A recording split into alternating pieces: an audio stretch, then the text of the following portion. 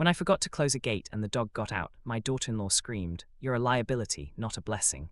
She called a family meeting to vote on sending me to a home. My son said, "It's probably for the best." I nodded, then handed them a folder I'd been keeping hidden since the day they moved in that wood. I had always believed that a home wasn't just a place. It was a living record of everything you'd built, everything you survived. Every scratch on the wooden floor, every fading photograph on the wall, every cupboard that creaked in a familiar way, it all meant something. It was proof that you had lived a life worth remembering. That house had been mine for over 40 years. I raised my son there, watched him take his first steps across the same living room where the sunlight still fell just right in the afternoons. I worked 2 jobs at one point to keep that roof over our heads after his father passed. It wasn't a grand house, not by any stretch, but it was solid, reliable, like I tried to be. When my son told me he and his wife needed a place to stay, temporarily, I didn't hesitate. "Of course," I said, "this is your home too." At the time, I meant it.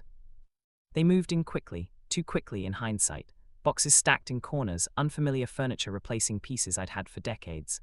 My daughter-in-law had a way of rearranging things without asking, small changes at first. The kitchen drawers, the pantry labels, then bigger ones, the living room layout. The guest room became their office. I told myself it was fine. People needed space. They were building their life together. Still, there was something in the way she spoke to me, always polite on the surface, but edged, like every word had been measured and found me lacking. "You don't have to worry about the bills anymore," she'd say, smiling too tightly. "We've got it covered." But they didn't. I still paid most of them, quietly, habitually, the way I always had. My son, he changed in small ways, subtle at first. He used to sit with me in the evenings, talk about his day, ask about mine. That stopped. Conversations became shorter, distracted, like his attention belonged somewhere else now, and I was just background noise. I didn't blame him, not really. Life moves forward, people grow. But sometimes, late at night, I'd sit in the kitchen and wonder when exactly I had become optional. The dog helped. Buddy had been with me for 8 years. A gentle old golden retriever who moved slower now but still wagged his tail like he meant it. He followed me everywhere, slept by my chair, rested his head on my knee like he understood things no one else did. To them, he was just another inconvenience.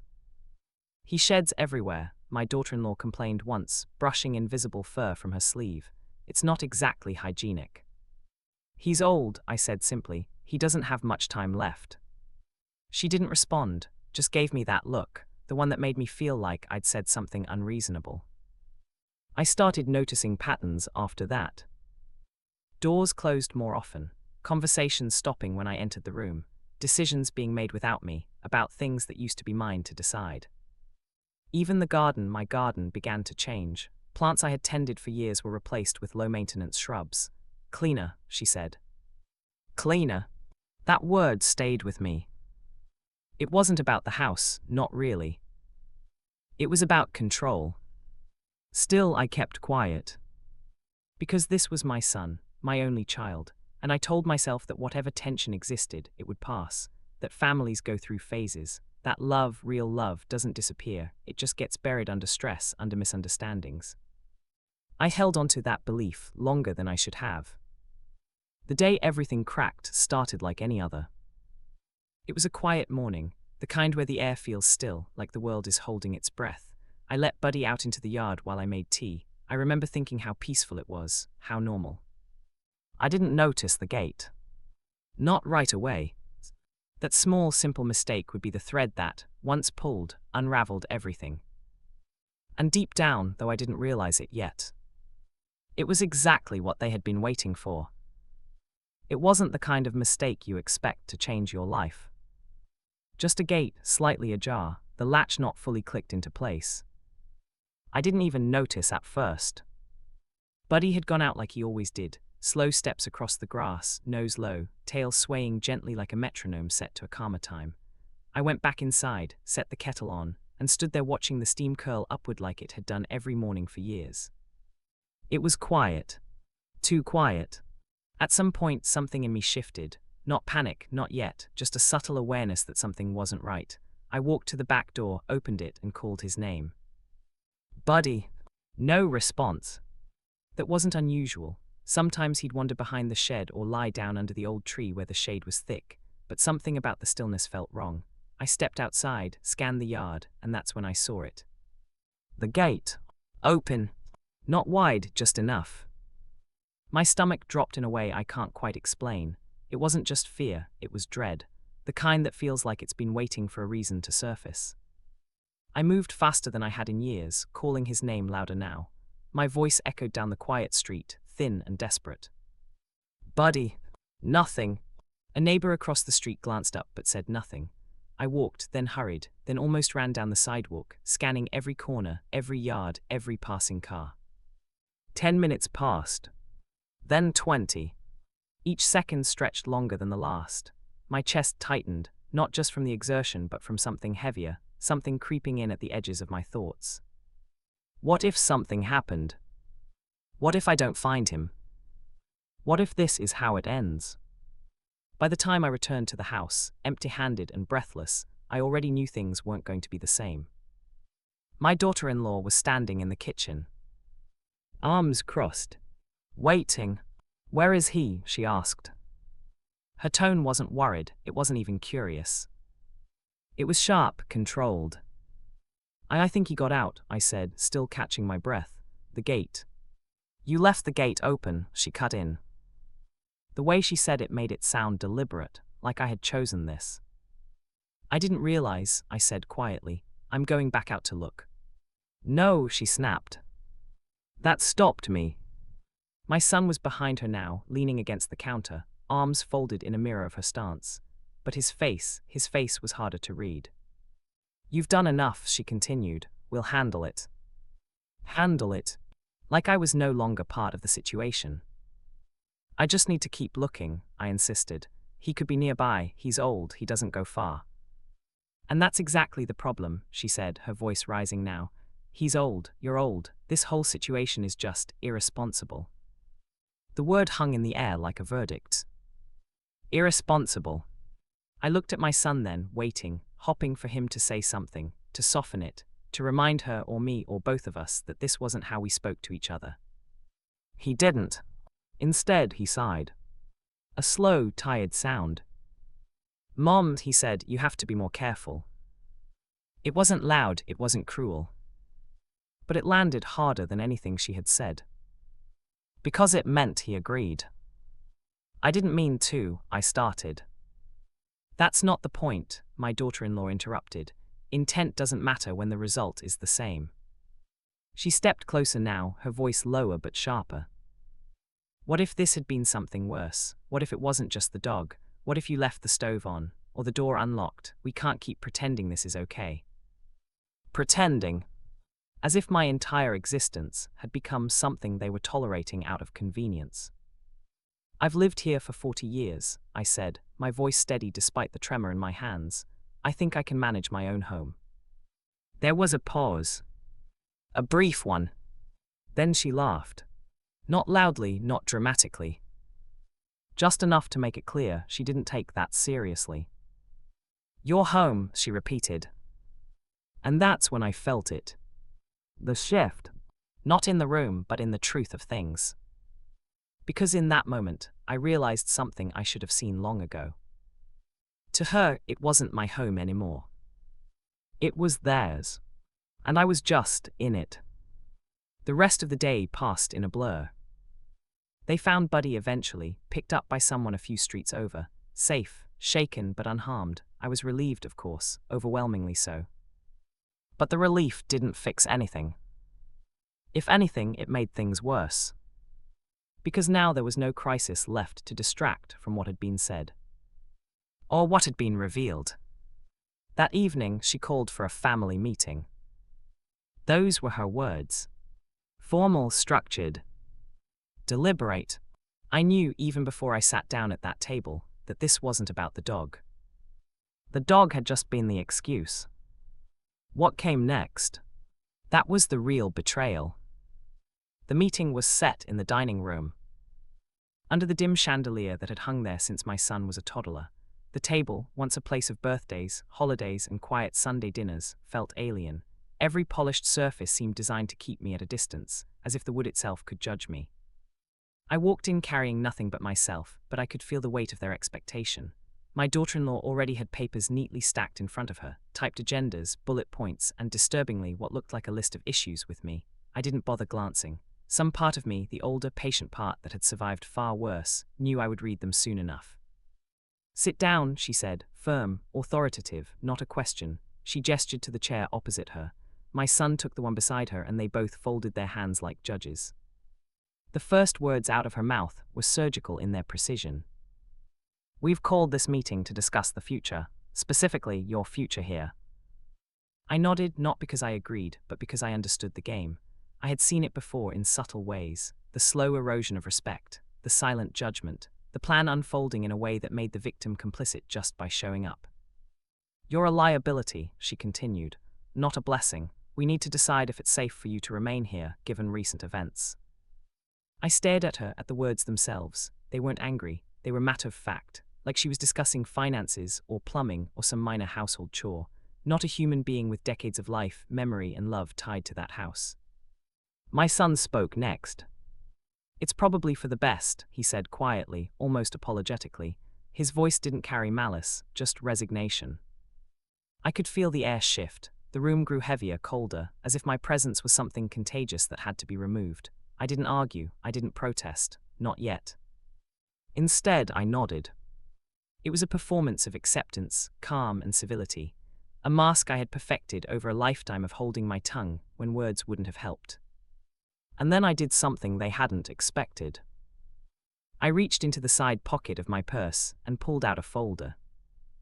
I could see the flicker of curiosity in their eyes, quickly replaced by suspicion. My daughter-in-law leaned forward. "What's that?" I didn't answer immediately. I let the moment stretch. I let the silence deepen the tension. Then I opened it. Inside were years of meticulous documentation. Receipts, emails, text messages, photographs, legal notices, wills, bank statements, property deeds. Proof of every significant contribution I had made to the house, the neighborhood, even their own lives. Every piece of labor, every cent spent, every favor granted, painstakingly recorded. I didn't speak. I simply laid it on the table, one folder after another, until the pile between us was thick enough to serve as a barrier. "I've been keeping this," I said finally, my voice quiet but steady, "since the day you moved in." My daughter-in-law's eyes narrowed. "Keeping what?"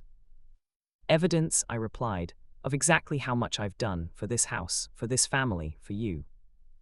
My son shifted uncomfortably. He opened his mouth, then closed it. "I thought I was just being helpful," she said finally, her tone sharp, almost defensive. "But now, what is this?" I looked at them calmly. I allowed the quiet to fill the room. "It's everything," I said.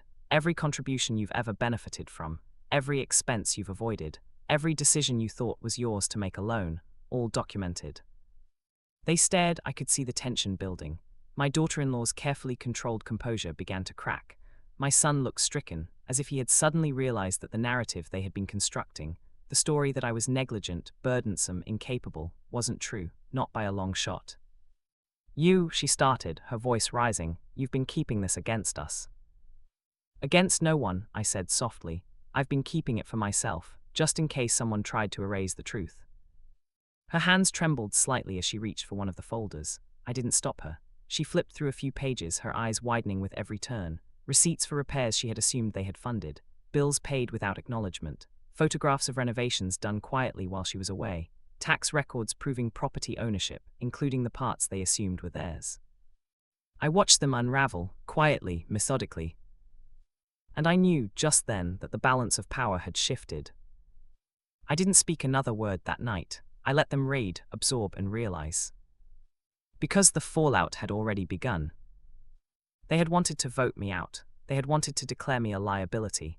They had wanted to treat me as an inconvenience, a problem to be managed. But now the truth was laid bare. And truths like this have a way of lingering.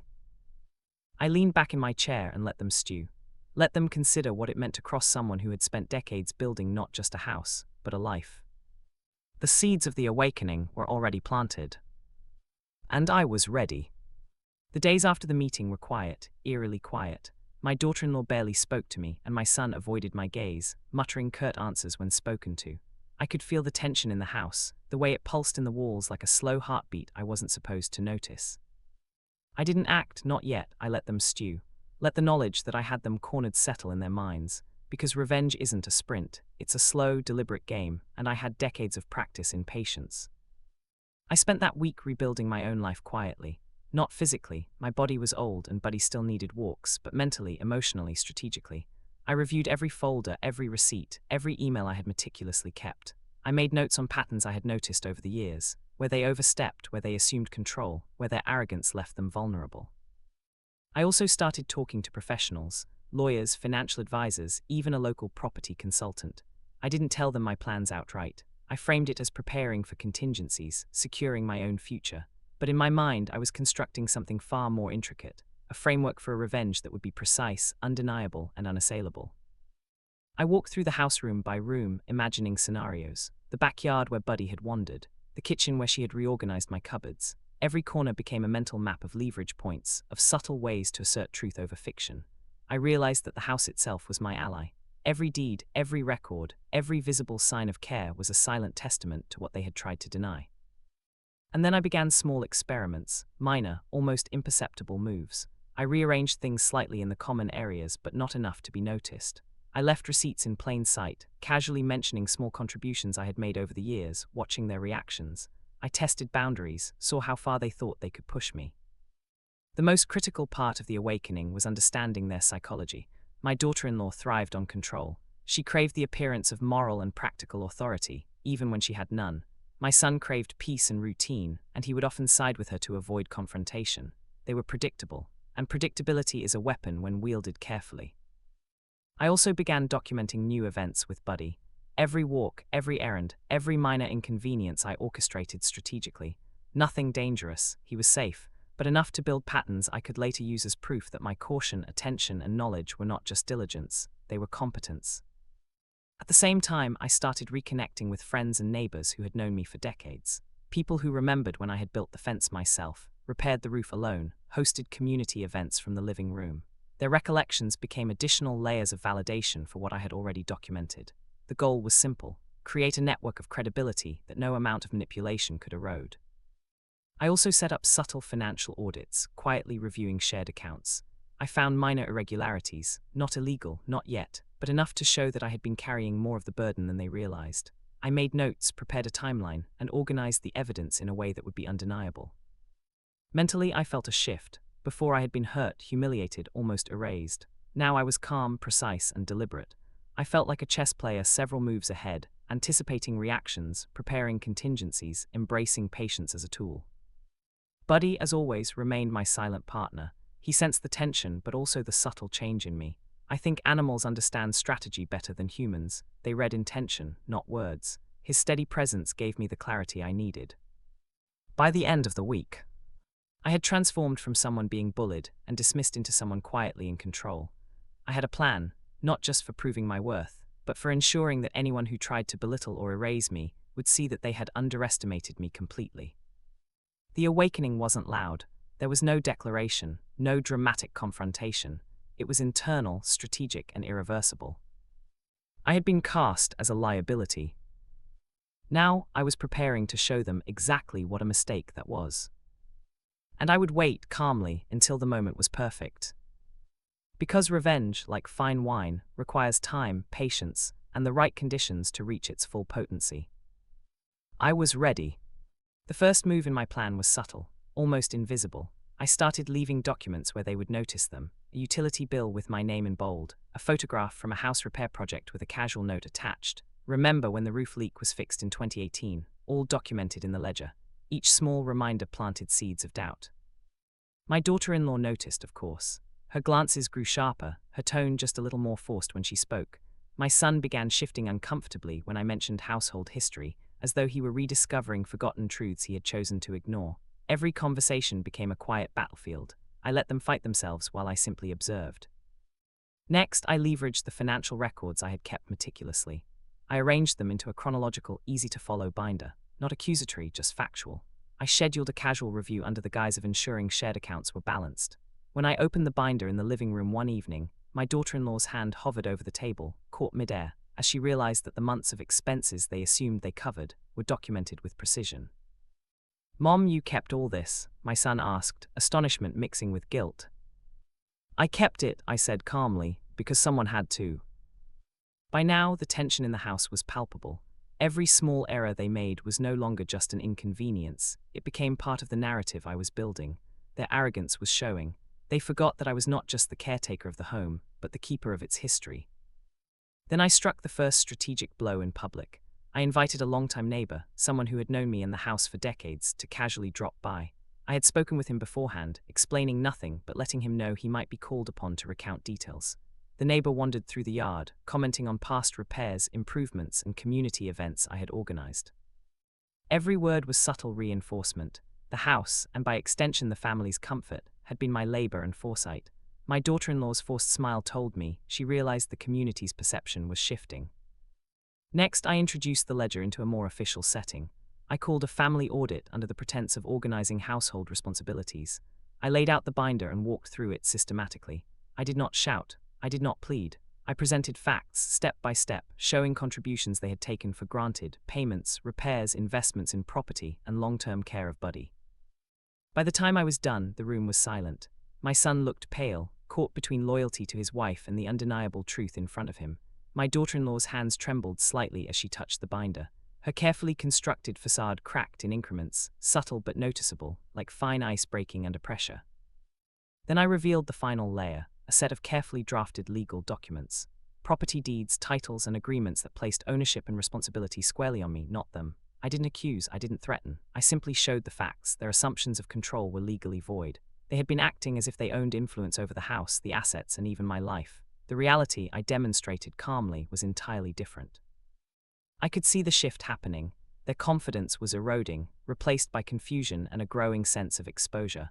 My daughter-in-law tried to argue, but the facts were unassailable. My son began muttering excuses, but even he couldn't deny what had been meticulously proven.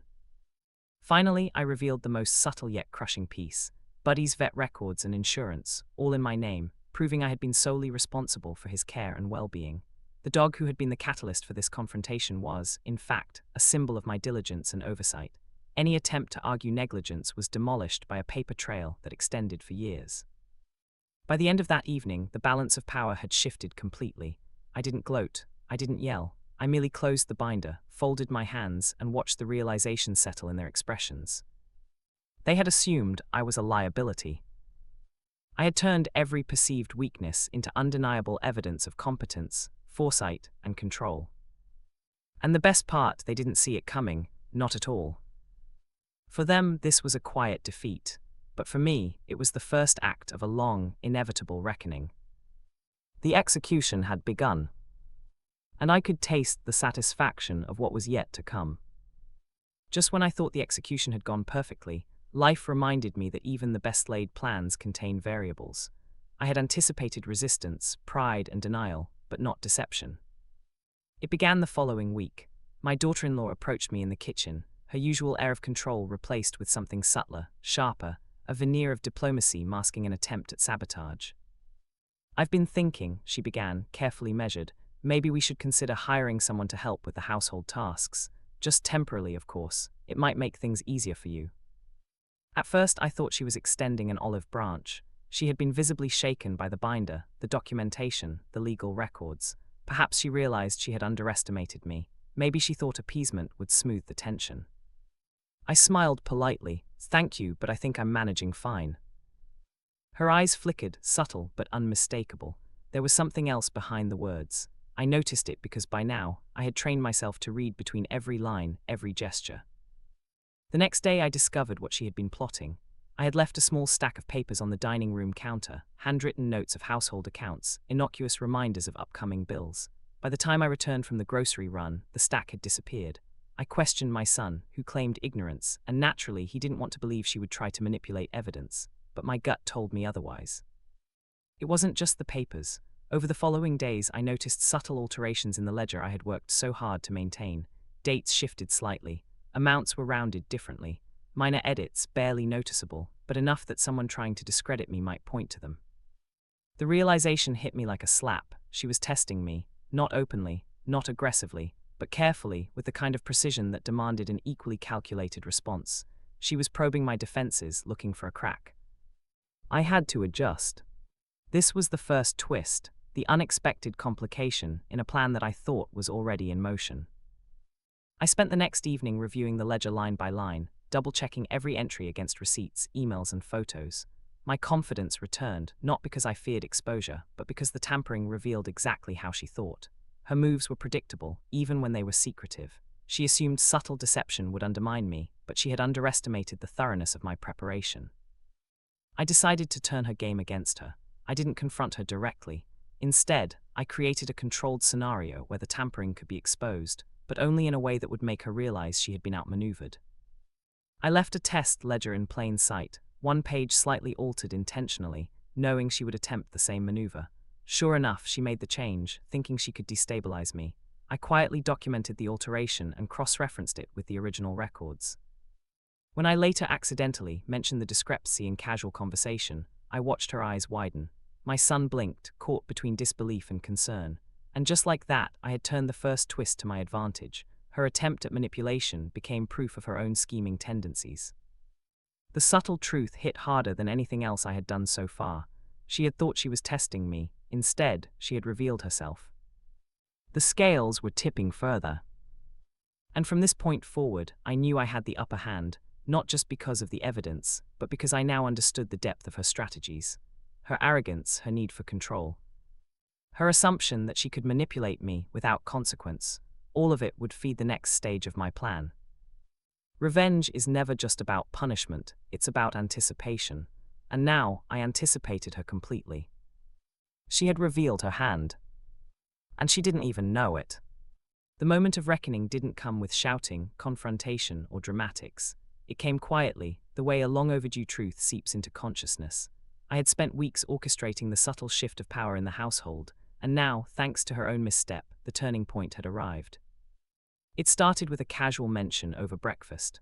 I brought up a repair that had been done months earlier, one she had insisted needed a professional, even though I had completed it myself. I didn't frame it as a victory, I just stated it as fact. My neighbor reminded me about the roof fix in June, I said, sipping my coffee. I documented every cost and labor hour. Her fork froze midair. My son looked down at his plate. I could see the realization creeping in. The ledger, the receipts, the meticulous records, they weren't just about me. They were undeniable proof that she had no leverage. She tried to deflect. Well, that's nice, Mom, but it doesn't really matter, does it? Her voice betrayed her. I had always known tone is a stronger weapon than words. She was scrambling, trying to maintain control, but failing. The next few days, I executed the final phase of my plan with precision. I involved the neighbors and local professionals who had witnessed the improvements and contributions firsthand. I arranged casual conversations where they would casually recount my efforts, not knowing my audience. Their words were like invisible bricks, building a wall of credibility around me. Then I moved to the household finances. I had quietly prepared a full report detailing contributions, bills, and ownership stakes, more comprehensive than anything I had previously shared. I presented it under the guise of simple housekeeping, but the effect was devastating. My daughter-in-law attempted to interject, but each point I raised was cross-referenced with evidence she could not contest. She tried subtly to dismiss my records as trivial, but my allies, neighbors, and documentation made every dismissal futile. The house itself became a weapon. Every repaired fixture, every maintained corner, every improvement that had gone unnoticed for decades now testified on my behalf. I didn't have to argue, the proof existed everywhere. The living room, the garden, the kitchen, even Buddy's health, everything reinforced that I had been competent, vigilant, and indispensable.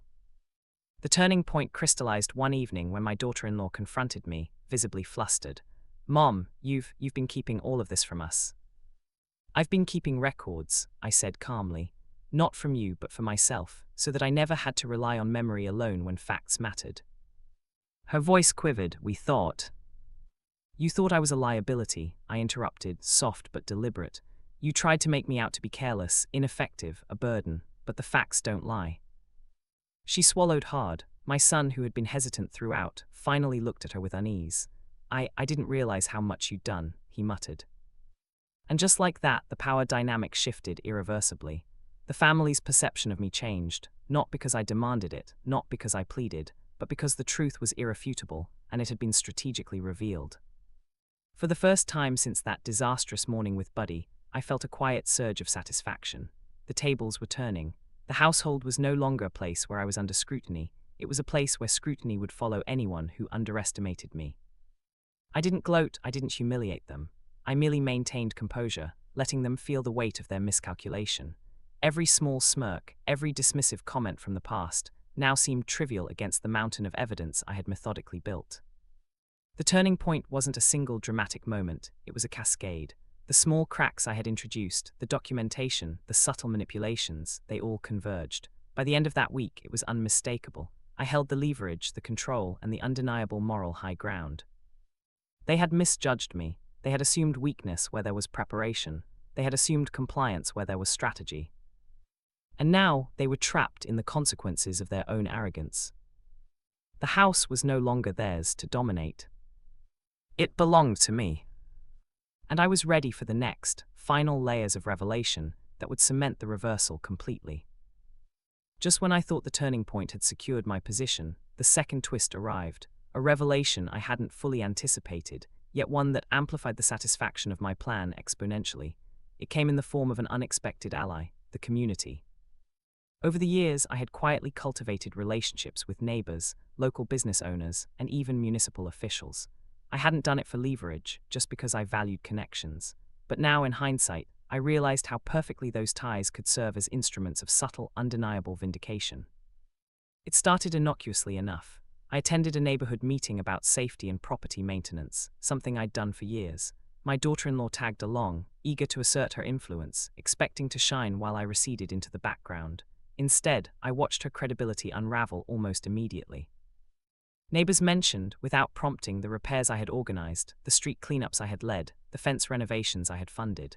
They spoke about the time I'd coordinated community watches, helped local families, even rescued Buddy when he wandered into the street that one time.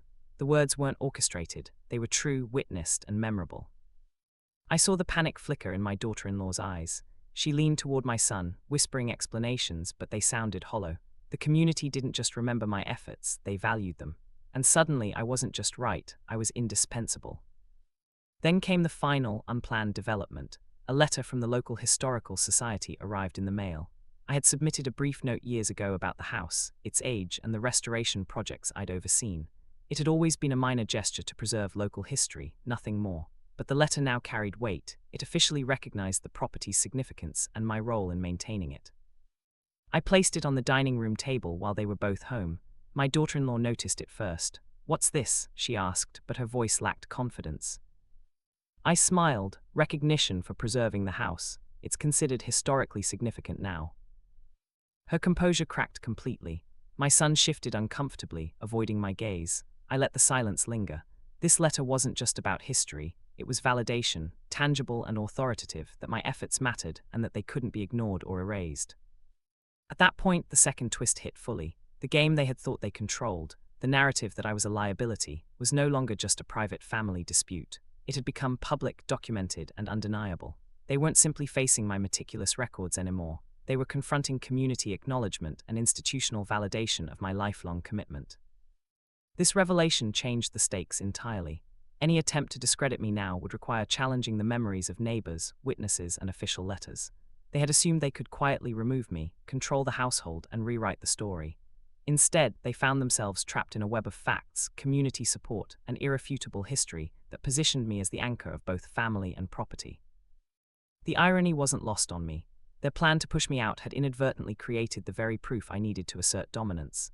Every act of control they had attempted, every assumption of my incompetence, every sneer and dismissal, they had amplified my evidence, strengthened my position, and made my eventual vindication even more potent. By the end of that evening, I could see it in their expressions: disbelief, frustration, and an unspoken recognition that they had misjudged me completely. The second twist wasn't just a complication, it was a revelation that magnified the first, turning their own underestimation into my greatest advantage. I sat back, sipping my tea, letting them simmer in the reality they had tried to deny. They thought they had written the story. They hadn't even been keeping the pen. And that was the beauty of the twist. It wasn't just strategic, it was poetic. I had been underestimated, misjudged, treated like a liability. Now they would understand exactly what that mistake had cost them. The next phase would complete the reversal entirely. Next, Part 9: The Fallout Reversed. By now, the atmosphere in the house had changed entirely. What had once been a tense, oppressive environment where every word I spoke was scrutinized or dismissed had shifted. The subtle power I had cultivated through documentation, legal clarity, and community validation had grown into something unmistakable: authority. I didn't announce it, I didn't declare victory. Instead, I allowed the reversal to manifest quietly, in the little ways that hit hardest. My daughter-in-law, once so confident and commanding, now tiptoed through the house. Her words were cautious, her tone apologetic when she spoke at all. She avoided referencing household decisions without my approval, and when she did, it was with deference. My son, caught between loyalty and shock, began to see the truth I had always known, that I had been the backbone of the household, of the family, and of the very home they had tried to dominate. He apologized quietly one evening, his voice tentative. "Mom, I didn't realize how much you were doing, how much you've held together." I nodded calmly. "I never needed recognition," I said, "but it's good to see the truth isn't lost entirely." The most satisfying change, however, came in the subtle dynamics between them. They had both tried to manipulate, to assert control, to erase me. Now every attempt at dominance was met with quiet but undeniable resistance. I didn't argue, I did confront. I simply continued my life with deliberate attention, and their previous tactics collapsed under the weight of the truth I had meticulously laid out. Even Buddy, who had been the unwitting catalyst for the original confrontation, seemed to sense the shift. He wandered freely through the house, relaxed, happy, and safe, symbols of the care and diligence I had maintained despite the chaos they tried to introduce. The dog, once used as an excuse to question my reliability, now stood as a living testament to my competence. The local community's acknowledgement had created an invisible safety net. My daughter-in-law realized that any attempt to undermine me would be visible, documented, and easily challenged. She tried subtle maneuvers, removing a document, suggesting minor household changes, but each time I countered quietly with proof, reminders, or gentle yet firm guidance. Each small rebellion only reinforced the narrative. I was not a liability, I was the linchpin. The final stroke of poetic justice came naturally. My daughter-in-law had been pushing for outside assistance, claiming that I was incapable of managing the home alone. Now the neighbors, the historical society, even local contractors began referencing my name first. "Mrs. Your last name handled this beautifully," they'd say. "She knows exactly what she's doing." Each endorsement was public, objective, and impossible to argue against. Their attempts to isolate or intimidate me had backfired spectacularly. The power they sought was now undeniably mine. Every overstep they had made, the attempts to call me a liability, the family meeting, the assumptions of incompetence, had become material for my vindication. I watched them adjust to their new reality slowly, painfully. My son, reconciled but chastened, learned to defer and respect in ways he hadn't before. My daughter-in-law, once aggressive and dismissive, now walked carefully, every decision checked against my knowledge and authority. The house, once a battlefield, had been restored to order, not by confrontation, but by the patient, deliberate architecture of truth. The reversal was complete. Where they had sought to diminish, I had risen. Where they had assumed weakness, I had demonstrated irrefutable strength. And it wasn't luck or chance or cruelty. It was meticulous, strategic, unassailable preparation. I didn't celebrate, I didn't gloat. I simply moved through my home. The walls, the garden, the kitchen, every corner now infused with decades of labor and care, and felt a profound, quiet satisfaction. The scales had not only tipped, they had completely inverted. What they had tried to destroy had, instead, become their undoing. I had been written off as a liability. Now I was untouchable. Weeks passed. The tension that had once threatened to break the family dissolved into an unspoken order, one where I moved through the house with calm authority, and they navigated carefully around me, fully aware that their previous assumptions had been catastrophic miscalculations. My daughter-in-law avoided direct confrontation. My son now looked to me before making decisions, and Buddy, ever faithful, curled at my feet as if approving of the new balance. I had learned that true revenge doesn't need spectacle. It doesn't need yelling, scandal, or theatrics. It needs patience, clarity, and the quiet application of undeniable truth. Every move I had made, every ledger entry, every photo, every neighbor's recollection, every legal record had led to this moment. I didn't need them to admit guilt or apologize. Their behavior had changed on its own, forced by evidence, logic, and the unassailable weight of my careful planning. One evening, as the sun set across the yard, casting long shadows over the fences I had repaired with my own hands, my daughter-in-law knocked on the door to the study. She had never spoken this directly since the turning point.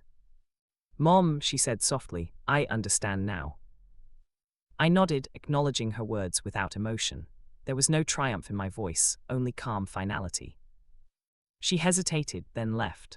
I closed the door and sat in the chair I had always occupied, looking at the neat stack of folders, the evidence of a lifetime, and felt a sense of closure that had nothing to do with vengeance itself. It had everything to do with the truth prevailing. Buddy shifted in his sleep at my feet, the old dog still gentle and steady.